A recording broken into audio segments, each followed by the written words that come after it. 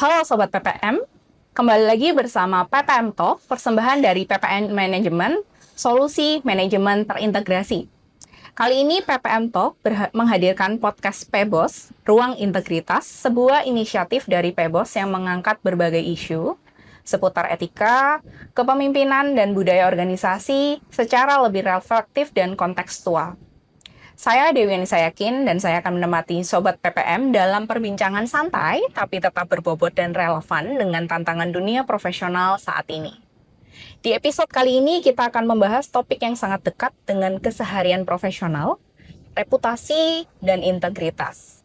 Dilema komunikasi dalam pengambilan keputusan. Sebelum kita masuk, jangan lupa subscribe, like, dan share channel ini supaya Sobat PPM nggak ketinggalan insight menarik seputar dunia manajemen, kepemimpinan, dan pengembangan diri. Sebelum kita masuk ke topik utama, izinkan saya memperkenalkan PPM Manajemen yang sudah menemani gitu ya, menjadi rumah pengembangan bagi banyak profesional dan organisasi di Indonesia.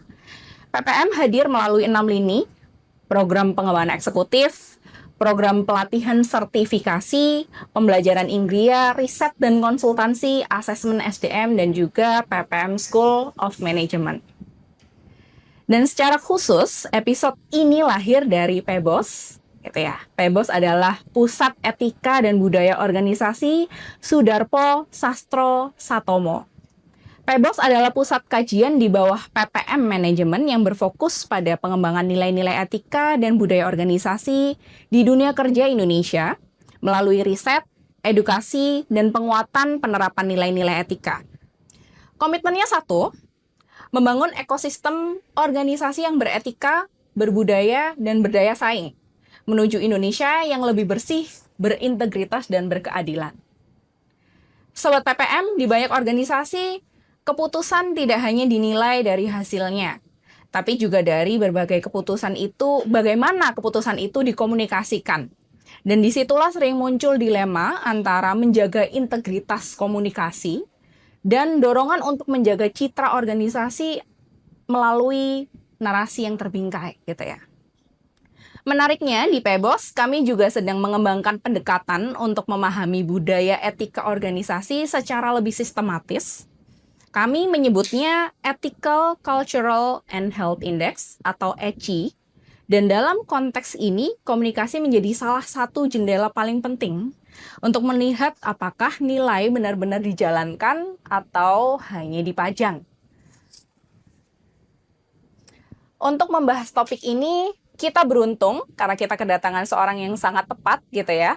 Hari ini kita akan menggali lebih dalam bersama Ibu Masayu Yulian Vinanda, Deputy CEO and Principal Consultant dari Kiroyan Partners. Beliau biasa disapa Bu Nanda, seorang praktisi komunikasi strategis dengan pengalaman panjang menangani berbagai dinamika komunikasi gitu ya, di organisasi mulai dari korporasi besar hingga isu-isu publik yang sensitif. Bu Nanda, terima kasih sudah meluangkan waktu dan bergabung bersama kami di PPM Talk hari ini. Terima kasih Mbak Dewi, senang bisa ada di sini ya. Kita bisa ngobrol-ngobrol di PPM Talk PEBOS. Thank you undangannya. Oke, mungkin nggak perlu berlama-lama gitu ya. Kita langsung ke segmen pertama.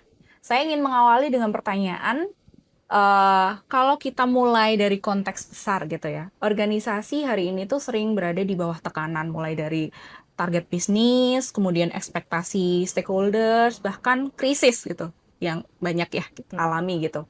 Dalam situasi seperti ini sering muncul dilema antara menjaga reputasi atau menjaga integritas. Nah, kenapa dalam praktiknya keduanya sering terasa seperti pilihan yang bertentangan, padahal seharusnya dia berjalan beriringan gitu. Nah, memang di situ tantangannya Mbak Dewi. Oke. Hampir setiap organisasi pasti dia beroperasi dalam tekanan gitu ya. Ada target bisnis misalnya, ada tuntutan stakeholder, ada tekanan pasar, ada kemudian juga krisis gitu ya. Nah, di situasi-situasi seperti ini komunikasi berperan sangat strategis karena dia bisa mempengaruhi trust, dia bisa mempengaruhi moral di internal karyawan, dia juga bisa mempengaruhi keputusan stakeholder. Tapi yang perlu saya tekankan di sini adalah bahwa sebenarnya organisasi atau perusahaan itu tidak seharusnya memilih antara reputasi atau integritas nih gitu ya. Karena sebenarnya kalau integritas kita jaga dengan konsisten, maka harapannya juga reputasi positif juga bisa terbentuk gitu ya.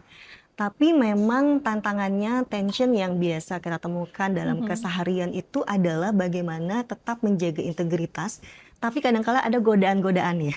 Godaan-godaan untuk menjaga image jangka pendek, untuk bisa memframing narasi sedemikian rupa supaya mungkin situasinya lebih aman, lebih nyaman, lebih bisa kita kendalikan gitu ya. Tapi kalau misalnya kita bicara soal reputasi itu sendiri dalam makna yang lebih substantif, ada satu formula atau reputation management framework gitu ya yang sering kita jadikan acuan misalnya di Current Partners tempat saya bekerja. Ini ada formula yang diperkenalkan oleh scholar reputation management namanya Dorley Ann Garcia. Ini menarik gitu karena di sini dijelaskan bahwa reputasi itu adalah hasil dari performance, lalu behavior dan komunikasi yang baik gitu. Jadi kalau misalnya kita bicara komunikasi aja nih, misalnya kita hanya fokus ke narasi yang dipoles gitu ya, atau mungkin narasi yang kita adjust sedemikian rapihnya, tapi ternyata realitas performance kita tidak align nih. Performance kita buruk, integritas kita diragukan, maka reputasi yang positif pun juga tidak akan terbentuk gitu ya. Tapi balik lagi tadi soal komunikasi dan framing. Saya rasa ketika kita bicara komunikasi, kita memang tidak bisa memisahkan dari framing gitu ya. Karena ketika kita melakukan komunikasi, kita memilih kata, kita memilih tone-nya seperti apa gitu ya. Atau mungkin konteks yang dijelaskan, termasuk juga urutan pesan. Ketika kita melakukan itu, kita sebenarnya juga melakukan framing. And that's normal. Tapi yang bisa menjadi garis etikanya adalah apakah framing yang kita kembangkan itu bisa membantu stakeholder kita untuk memahami realitas yang ada. Atau justru the other way around. Justru membuat mereka jadi jauh gitu ya dari realitas. Karena framing yang kita bentuk itu tidak grounded pada fakta atau fairness. Jadi saya rasa garis etikanya adalah bertanya ke diri sendiri nih, framing yang kita bentuk itu kira-kira masih grounded terhadap fakta dan fairness atau tidak gitu. Oke, menarik sekali ya. Tadi ternyata rumusannya untuk kita menjaga reputasi itu ya, kita perlu menjaga performance, behavior, dan juga komunikasi. Jadi tidak hanya sekedar komunikasi. Nah ini kalau misalnya kita membahas tadi terkait kita harus grounded gitu ya dengan realitasnya gitu ya. Kita masuk ke realitas operasional itu terkadang memang banyak keputusan yang apa ya dituntut untuk cepat diambil gitu ya. Tapi kita juga under pressure gitu di bawah tekanan. Nah, menurut Bu Nanda nih, apakah dilema ini nih seringkali bahkan tidak disadari bahwa itu tuh juga termasuk isu etika gitu? Iya, Mbak Dewi. Jadi sebenarnya dilema etika itu seringkali terjadi di keputusan-keputusan kecil yang sifatnya praktis. Things are moving very fast gitu ya. Ada tekanan bisnis, ada tekanan stakeholders, ada tuntutan dari pimpinan juga. Kadang-kali kita khawatir apakah informasi yang kita sampaikan jika terlalu blunt itu akan membuat situasi menjadi lebih buruk. Nah, disinilah profesionalisme dan etika integritas ini diuji. Di dunia consulting misalnya, ada kalanya kita menemukan situasi di mana hasil temuan ini kita yakin bahwa ini akan membuat klien tidak nyaman gitu ya mendengarnya. Nah, di situ godaannya sebenarnya kita tidak ada intention gitu ya misalnya untuk mengaburkan realitas atau menyembunyikan temuan-temuan penting, tapi kadangkala kita tergerak untuk bagaimana mengomunikasikan dengan lebih soft, bagaimana memframing rekomendasi dan lain sebagainya. Dan saya rasa kalau kita bicara soal komunikasi yang profesional dan beretika, framing itu bukan suatu hal yang selalu harus dihindari. Kita tidak harus selalu blunt gitu ya mengomunikasikan informasi. Tapi yang paling penting adalah kita punya integrity checkpoint gitu ya untuk melihat lagi apakah framing yang kita lakukan ini benar-benar masih grounded terhadap fakta dan mencerminkan realitas. Dan bisa membantu stakeholder atau klien kita untuk memahami realitas yang ada. Tapi kalau ternyata framing yang kita buat gitu ya, mengaburkan mereka dari realitas, kita menyembunyikan fakta-fakta penting, kita mengaburkan resiko dan lain sebagainya. Nah ini yang menjadi masalahnya, ini menjadi isu etikanya. Oke, menarik sekali ya. Tadi berangkat dengan salah satu contoh konsultansi. Kalau misalnya saya mau tarik nih ya, kira-kira kalau misalnya di konteks framing yang sebetulnya kita memang juga sebetulnya butuh nih ya untuk proses komunikasi. Salah satu contoh mungkin sebagai pelaku organisasi gitu ya, yang kita mungkin hadapi akhir-akhir ini terkait komunikasi layoff gitu ya, yang sering dibungkus dengan istilah framingnya supaya lebih halus gitu ya, seperti right sizing, restructuring, atau bahkan organisasi kadang menyampaikan untuk transformasi bisnis gitu. Nah, menurut Bu Nanda sendiri sebetulnya ini tuh suatu bentuk empatikah atau justru bisa berpotensi untuk mengikis trust gitu? Saya rasa jawabannya bisa dua-duanya. Tergantung bagaimana hal itu dilakukan. Ketika kita bicara soal layoff communication, saya rasa kita juga tetap perlu humanis gitu ya, empatik. Karena ini adalah bentuk komunikasi yang menyangkut hajat hidup karyawan Iya, kita betul sekali. gitu ya. Ada penghasilan mereka di situ, berdampak juga mungkin dengan keluarganya dan lain sebagainya. Jadi saya rasa komunikasi yang humanis, yang empatik dalam menyampaikan layoff gitu, ini menjadi hal yang tidak masalah dan sebenarnya sangat penting gitu ya. Nah, yang menjadi problem adalah ketika layoff communication ini kita menggunakan terminologi-terminologi yang kemudian mengaburkan audiens dari realitas yang sesungguhnya. Misalnya kita melakukan layoff besar-besaran gitu ya, tapi yang dikomunikasikan ke audiens internal atau karyawan kita adalah ini tentang strategic adjustment, ini tentang organizational optimization misalnya, tanpa betul-betul mereka atau audiens internal kita ini diberikan konteks mengenai what's actually happening gitu ya. Karena sebenarnya karyawan ini mereka tahu gitu ya apa yang terjadi. Mereka melihat ada temannya pergi gitu ya. Mereka mungkin juga melihat ada perubahan-perubahan di perusahaan atau organisasi. Mereka mendengar rumor. Nah, kalau komunikasi yang dipoles gitu ya, tanpa memberikan mereka pemahaman atau konteks yang lebih utuh, maka instead of memberikan mereka ketenangan, malah jadinya distrust gitu ya. Mereka jadi kayak, ini sebenarnya apa sih yang terjadi gitu? Apakah ada hal-hal yang ditutup-tutupi gitu ya dari saya? Jadi saya melihatnya bahwa sebenarnya kita bukan berarti harus memilih nih empatik atau transparansi. Kita perlu menerapkan dua-duanya. Dua-duanya gitu ya. Iya, when it comes to layoff communication ya, empati dan juga transparansi. Karyawan perlu tahu juga konteksnya seperti apa, dan kita tetap perlu mengomunikasikan gaya bahasa yang empatik juga ke mereka. Oke, jadi sebetulnya highlight-nya kita harus juga menyampaikan konteksnya gitu Betul. ya. Jadi supaya kita tetap bisa mengkomunikasikan secara humanis gitu. Tadi sih mungkin kita udah masuk ke contoh yang istilahnya internal gitu ya.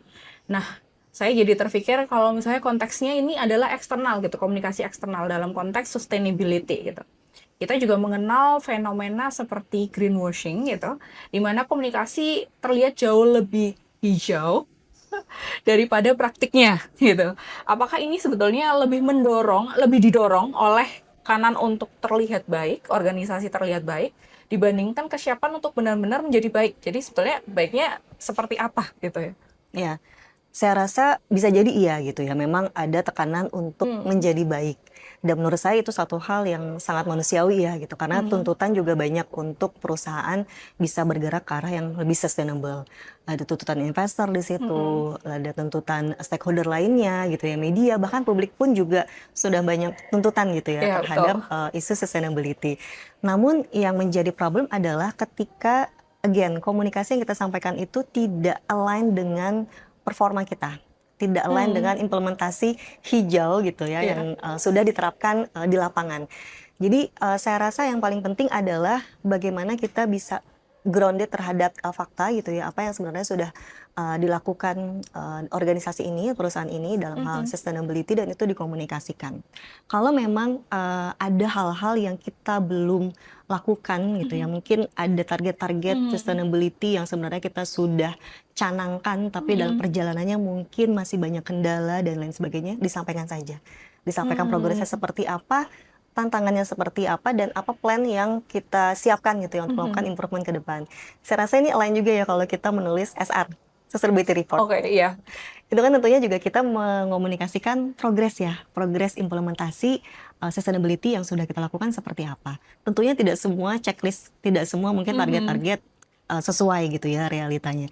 Tidak masalah, as long as kita bisa komunikasikan apa yang menjadi kendalanya, dan kita juga transparan. Oh, apa nih effort-effort yang kita usahakan dan rencanakan ke depan untuk improvementnya. Jadi saya rasa yang paling penting adalah itu tadi, kita be honest aja tentang targetnya seperti apa. Karena kadang-kadang yang menjadi komunikasi itu terjebak dalam greenwashing adalah ketika ada gap antara aspirasi dan realitas. Jadi perusahaan mungkin punya nih punya niat baik gitu ya, niatnya baik gitu ya. Ada target-target ambisius mungkin gitu yang sudah ditetapkan. Tapi ketika komunikasinya kemudian melampaui dari performa sesungguhnya di lapangan, nah ini yang bisa menjadi masalah gitu. Jadi kita perlu tim komunikasi ini perlu duduk bareng gitu ya dengan tim sustainability supaya tahu realitasnya sebenarnya seperti apa sih, kita punya target ini nih gitu, ada di sustainability strategi kita gitu. Tapi implementasi seperti apa gitu. Yang paling penting adalah kita benar-benar bisa mengomunikasikan performa kita yang ada di lapangan seperti apa. Saya rasa itu. Jadi audiens, stakeholder akan lebih menghargai gitu ya keterbukaan kita dalam hal itu daripada kita memoles komunikasi seolah-olah kita sudah sangat ideal gitu ya dalam hal sustainability. Oke, menarik sekali karena sebetulnya ini akhirnya jadi relevan gitu ya dengan framework yang Bu Nanda sempat sampaikan di awal bahwa reputasi yang positif itu ya berasal dari performance yang positif dengan komunikasi yang tepat gitu. Jadi ketika kita sudah punya performance yang baik dan memang kalau misalnya ada gap di dalamnya, kita juga bisa nih tetap sampaikan dengan komunikasi yang lebih relevan gitu. Tapi kita juga menyampaikan bahwa oh, kita juga ada usahanya nih gitu. Sudah ada usaha-usaha ke sana seperti apa sehingga organisasi tidak perlu menghijaukan gitu ya komunikasinya. Oke Bu Nanda, seringkali komunikasi etis itu disederhanakan dengan asal jujur gitu kan ya.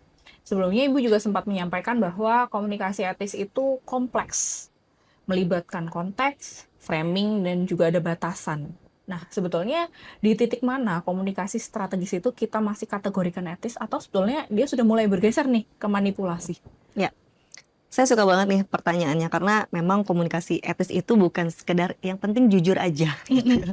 Pokoknya jujur aja, enggak gitu. Padahal kalau kita lihat lagi realitas organisasi itu tadi disampaikan juga ya jauh lebih kompleks gitu ya. Dalam praktik komunikasi kita hampir selalu melakukan yang namanya framing. Kita memilih urutan pesan, kita memilih tone, kita menjelaskan konteks, kita juga memilih kira-kira redaksinya seperti apa. Dan menurut saya itu tidak otomatis salah. Karena komunikasi strategis memang tujuannya adalah untuk membantu stakeholder atau audiens kita memahami situasi dengan lebih jelas dan kadang juga membuat mereka lebih tenang gitu ya di tengah situasi-situasi yang sifatnya mungkin uncertain gitu ya atau tidak pasti. Jadi menurut saya komunikasi masih dikatakan etis ketika dia mampu membantu stakeholder untuk memahami realitas yang ada. Nah, komunikasi menjadi tidak etis ketika kita bertanya lagi nih, tujuan kita melakukan komunikasi apa? Kalau tujuannya bertumpu pada yang penting jaga image kita dulu deh nih gitu, image jangka pendek aja. Tapi tujuan besarnya bukan untuk membantu stakeholder memahami realitas. Nah, ini titik tidak etisnya di sini. Oke, yang kita bisa kategorikan mungkin ini kita sudah mengarah pada manipulasi informasi gitu ya. Betul. Jadi di sini mungkin saya juga ingin menyampaikan soal yang namanya transparansi ya, Mbak Dewi, karena ini kadang-kadang juga suka disalahartikan nih. Transparansi kadang-kadang orang mengartikan bahwa ya udah terbuka aja, apapun informasi kita sampaikan aja, nggak ada filternya gitu kan, nggak ada batasannya, raw gitu ya, nggak gitu juga. Transparansi ini sebenarnya adalah untuk memahami proporsi yang diperlukan stakeholder untuk memahami konteks terhadap situasi. Kita juga paham tentunya ada isu-isu situasi legal gitu ya, atau mungkin sensitivitas bisnis, isu privacy, atau mungkin proses yang belum selesai gitu. Jadi pertanyaannya bukan apakah semua hal harus dibuka gitu ya, tetapi apakah stakeholder diberikan konteks yang cukup untuk memahami situasi secara lebih fair gitu ya. Nah, menurut saya situasi atau komunikasi ini mulai bergeser menjadi komunikasi yang sifatnya manipulatif ketika tadi itu tujuannya apa nih? Tujuannya kalau tadi cuma jagain image doang nih, jagain citra kita dibandingkan dengan membantu stakeholder memahami realitas. Nah, ini menjadi manipulatif. Misalnya ada informasi penting yang kita sembunyikan gitu ya, konteksnya mungkin dihilangkan, framing dibuat terlalu jauh dengan realitas yang sesungguhnya supaya diarahkan nih audiens kita punya persepsi khusus yang ingin kita ciptakan yang sebenarnya itu completely jauh dari realitas. Nah itu sudah dikatakan manipulatif. Manipulasi ya. Iya. Oke, kalau misalnya kita coba kaitkan gitu ya dengan upaya untuk memahami dan mengukur budaya etika organisasi seperti dalam pendekatan ECI, Ethical, Cultural, and Health Index gitu ya, yang sudah atau sedang dilakukan oleh PEBOS. Menurut Bu Nanda, apakah kualitas komunikasi ini bisa menjadi indikator yang cukup jujur gitu ya untuk melihat apakah organisasi benar-benar berjalan sesuai nilainya? Ya, menurut saya sangat bisa ya, komunikasi ini bisa dijadikan semacam jendela gitu ya untuk bisa Oke. menangkap atau memahami budaya organisasi. Komunikasi itu bukan sekedar apa yang organisasi katakan, tapi juga apa yang organisasi memilih untuk tidak katakan. Oke. Tuh. Jadi kalau kita ingin melihat apakah values itu benar-benar hidup, seringkali kita melihatnya dari pola komunikasinya. Misalnya ketika ada masalah nih, apakah organisasi cenderung defensif atau reflektif? Apakah leader hadir untuk menjelaskan konteks ketika lagi krisis atau lagi situasi-situasi sulit? Apakah konteks disampaikan atau informasi-informasi yang penting disampaikan secara fair? Nah, ini pola-pola komunikasi yang saya rasa bisa merefleksikan values-values apa, nilai-nilai apa, culture yang hidup dalam suatu organisasi gitu ya. Jadi saya rasa kalau misalnya Eci ingin melihat cultural health index dari suatu organisasi, komunikasi ini salah satu indikator yang sangat penting ya, saya rasa untuk bisa menangkap dan memahami budaya suatu organisasi. Sebenarnya komunikasi ini menjadi semacam behavioral cues gitu ya, atau behavioral signal dari budaya organisasi.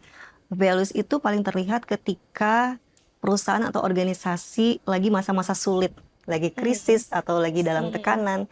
Kalau organisasi atau perusahaan lagi adem ayem gitu ya, kita biasanya akan sulit gitu untuk melihat nilai-nilai apa sih yang memang masih sangat dipegang teguh. Jadi menurut saya Eci kalau memang ingin memahami lebih lanjut tentang ethical culture health, komunikasi ini benar-benar indikator yang saya rasa sangat penting ya untuk bisa menangkap sebenarnya sejauh mana budaya organisasi dan bagaimana nilai-nilai yang real itu diterapkan dalam keseharian organisasi atau perusahaan itu beroperasi.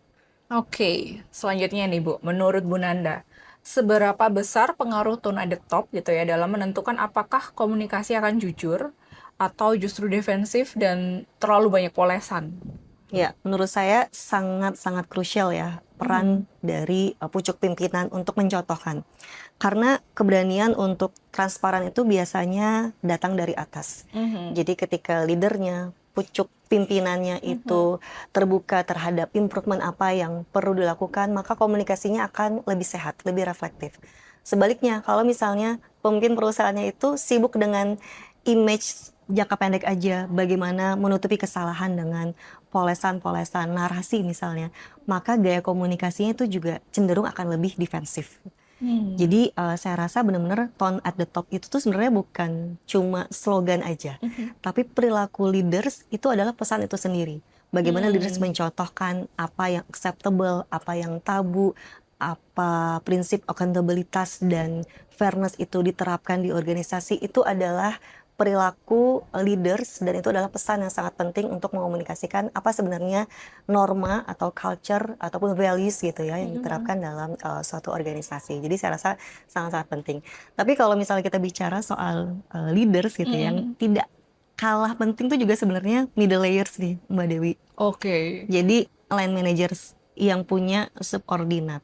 Jadi sebenarnya bukan cuma CEO-nya aja atau pucuk pimpinannya aja yang harus mencontohkan apa sebenarnya values perusahaan yang kemudian diterapkan dalam perilaku beliau sehari-hari, cara dia memimpin, cara dia membuat keputusan, tapi juga middle layers, line managers.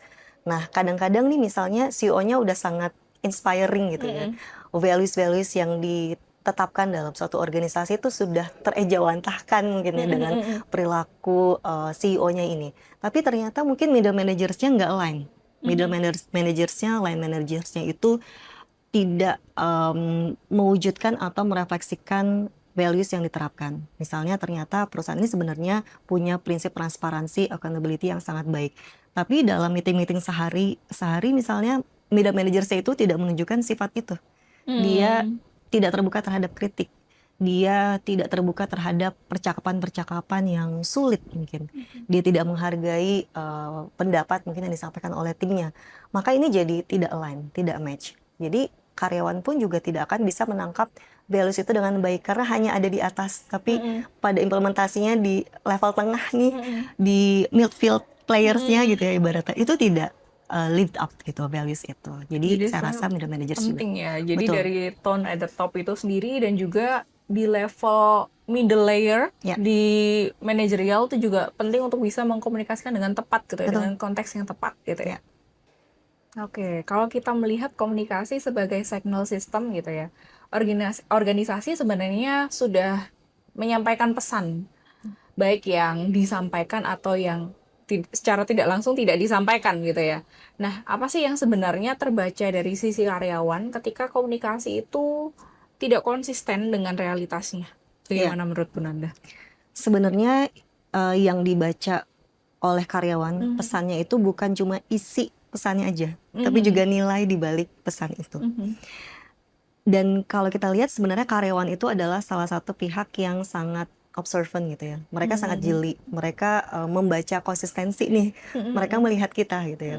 Bagaimana kita ngomong kemarin, hari ini seperti apa? Bagaimana kemudian values yang kita mungkin utarakan gitu ya dalam meeting-meeting di internal itu terejawantahkan dalam keputusan kita sehari-hari, dalam cara kita berinteraksi dengan karyawan. Jadi kalau misalnya apa yang diutarakan organisasi atau perusahaan tidak match dengan keputusan sehari-hari, lalu pemimpin juga tidak walk the talk gitu terhadap values yang dia sudah sampaikan, maka ya karyawan jadi distrust. Ya. Jadi melihat bahwa oh yang disampaikan ini cuma polesan aja. Oh yang disampaikan ini bukan sesuatu hal yang prioritas. Transparansi atau accountability ini cuma slogan. Dia hanya menjadi value statement yang mungkin ada di company profile atau di apa namanya poster-poster yang dipajang di aisle-aisle perusahaan, tapi tidak benar-benar sebagai nilai-nilai yang dihidupkan. Jadi otomatis ketika tidak match dengan realitas, tadi yang satu distrust, yang kedua ya values itu akan dianggap sebagai satu hal yang on paper aja, tidak perlu dihidupkan. Toh leaders kita juga tidak menghidupkannya menghidupkan gitu ya. itu. Jadi apa gunanya kita menghidupkan value-values itu dalam keseharian kita bekerja. Jadi itu ya saya rasa mungkin dampaknya bisa sangat meresahkan gitu untuk suatu organisasi. Highlightsnya sebenarnya walk the talk ya. Kita tadi sudah membahas terkait komunikasi, realitas, dan itu pun bisa menimbulkan trust, bahkan bisa jadi bumerang gitu ya, jadi distrust gitu, jadi sinisme. Nah, kalau misalnya organisasi ingin membangun psychological safety gitu ya, menurut Bu Nanda, apa sih yang perlu dibenahi terlebih dahulu? Sistemnya kah atau cara komunikasi kita gitu? Ya, menurut saya dua-duanya sangat penting. Dan saling melengkapi ya antara komunikasi dan juga sistem yang memang in place gitu. Sistem ini bisa dibuat sangat bagus di atas kertas gitu ya. Kita punya misalnya kanal whistleblowing, kita ada policies-nya, kita udah punya value statement juga. Tetapi kalau sehari-hari orang melihat bahwa pertanyaan sulit ini tidak disukai ini di organisasi ini gitu ya. Kritik itu suka dianggap sebagai ancaman misalnya. Atau ketika ada kesalahan tuh sering dicari kambing hitamnya. Nah kalau hal-hal ini terjadi despite of kita punya sistem yang sudah in place tadi, maka psychological safety tadi juga nggak akan tumbuh gitu. Jadi menurut saya komunikasi di sini bukan sekedar menyampaikan pesan gitu yang paling penting, tetapi juga bagaimana leader itu bisa menciptakan ruang. Ruang untuk bertanya, ruang untuk berbeda pendapat, ruang untuk mengatakan kayaknya nih ada suatu hal yang concerning nih dan perlu kita bahas bareng gitu misalnya. Tentu sistem tetap penting ya, karena orang perlu mekanisme yang aman, yang jelas. Tapi sistem kalau nggak ada trust nggak akan jalan, nggak akan hidup gitu ya. Sedangkan ketika kita bicara trust, ini banyak dibentuk oleh komunikasi sehari-hari. Oleh leaders ke subordinatnya, perilaku yang konsisten yang ditunjukkan oleh leaders dalam keputusan-keputusan dan meeting-meetingnya di internal. Dan menurut saya satu hal yang penting juga adalah yang kadang-kadang suka luput juga nih, Mbak Dewi, bagaimana kita bisa menormalisasi percakapan tentang ethical dilemma. Tadi di awal kita udah bahas juga ya tentang ethical dilemma. Nah sekarang bagaimana kita bisa menciptakan ruang-ruang itu tuh, kita bisa normalize percakapan tentang ethical dilemma. Kadang kita terlalu fokus pada pelanggaran-pelanggaran sifatnya mungkin besar gitu ya. Padahal integritas itu seringkali diuji di area-area yang sifatnya abu-abu atau gray areas gitu ya. Jadi saya rasa psychological safety ini juga bisa terus ditumbuhkan ketika ruang-ruang dialog dihidupkan untuk karyawan bisa nyaman membahas soal berbagai macam ethical dilemma.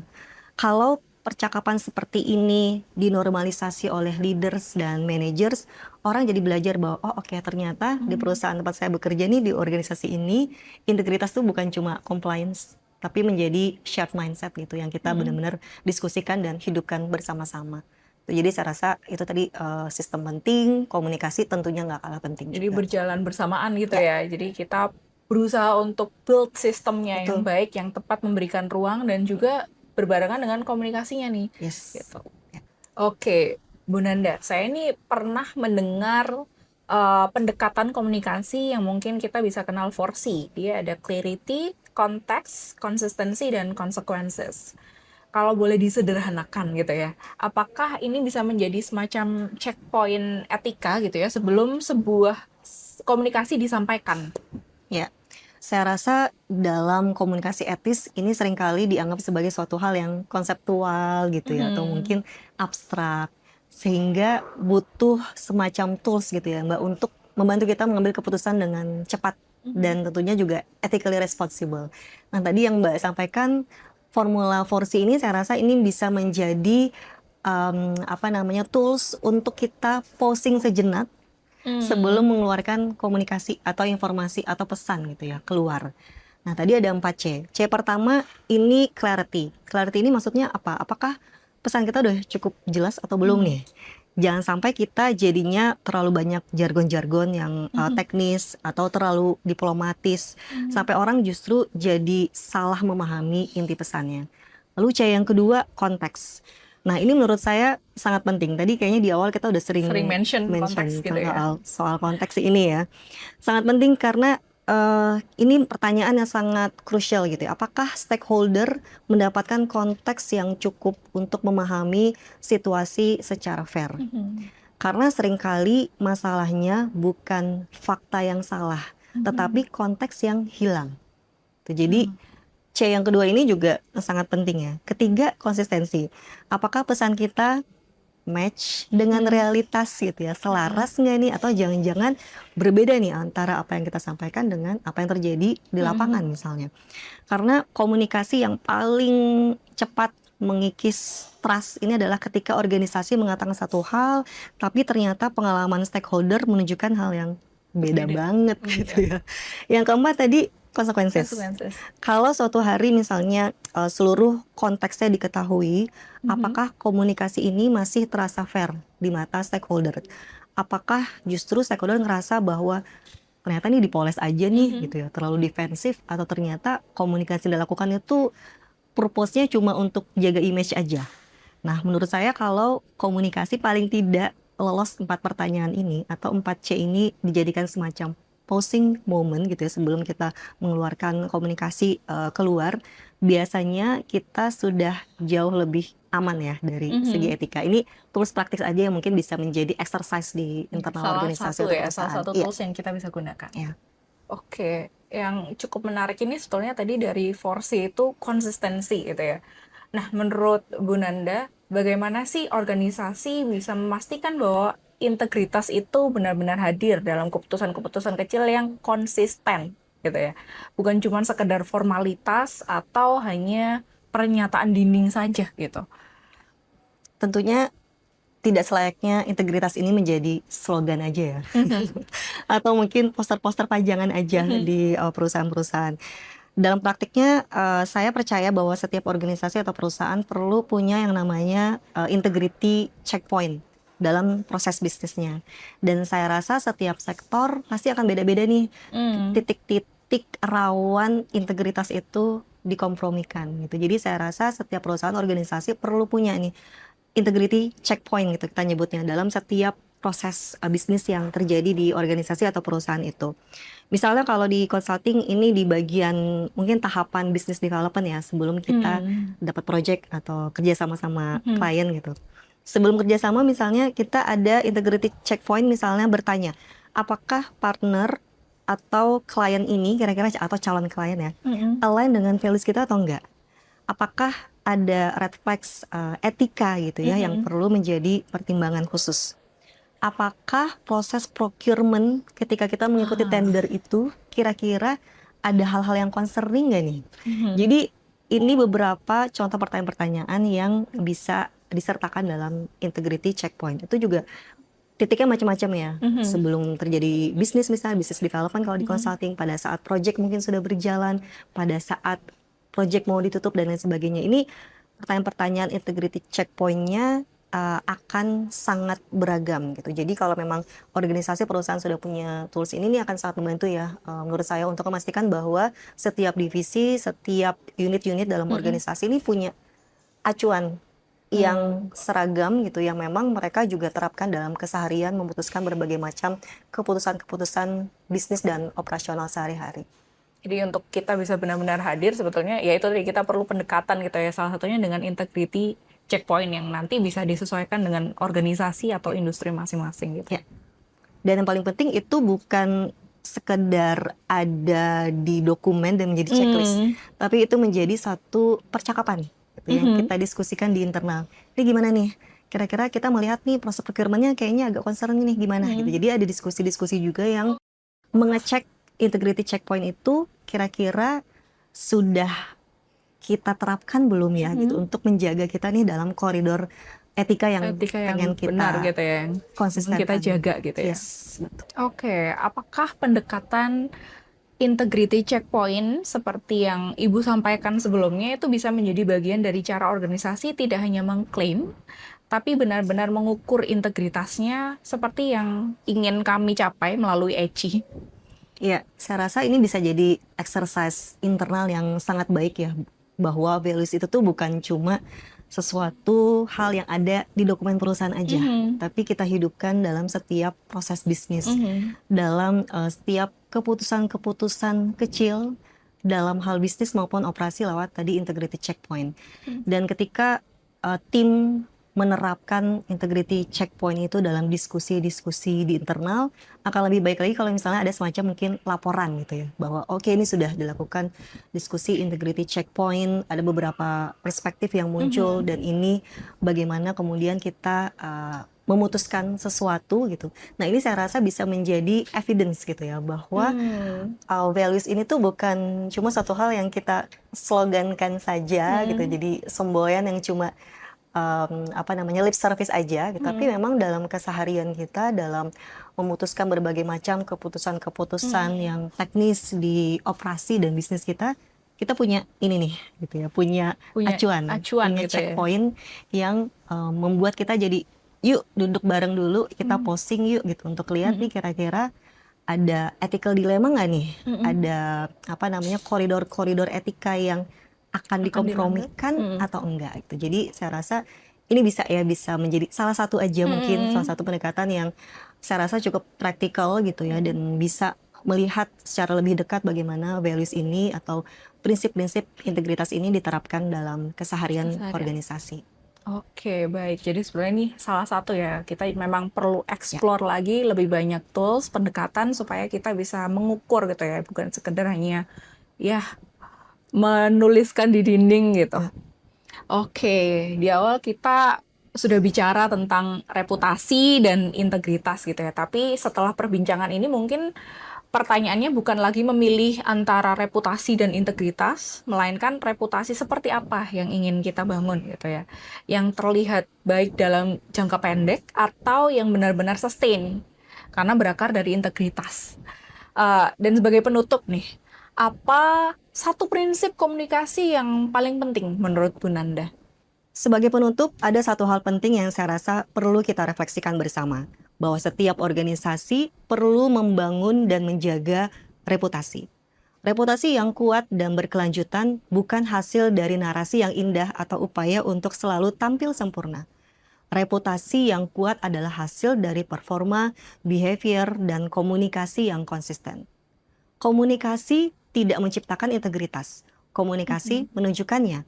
Komunikasi menunjukkan values-values apa yang kita hidupkan dalam keseharian kita. Pada akhirnya, reputasi yang sustain bukan soal polesan atau upaya untuk membangun image jangka pendek, tetapi ia dibangun dari integritas yang dijaga secara konsisten yang terrealisasi dari setiap keputusan yang kita ambil sehari-hari. Terima kasih banyak Bu Nanda atas insight yang sangat reflektif dan relevan. Saya banyak belajar dari perbincangan ini. Dan kepada Sobat PPM, semoga diskusi ini tidak hanya menjadi insight, melainkan menjadi refleksi. Bahwa cara kita berkomunikasi sebenarnya menunjukkan nilai apa yang kita hidupi sehari-hari. Saya Dewi Anissa Yakin, sampai jumpa di PPM Talks berikutnya.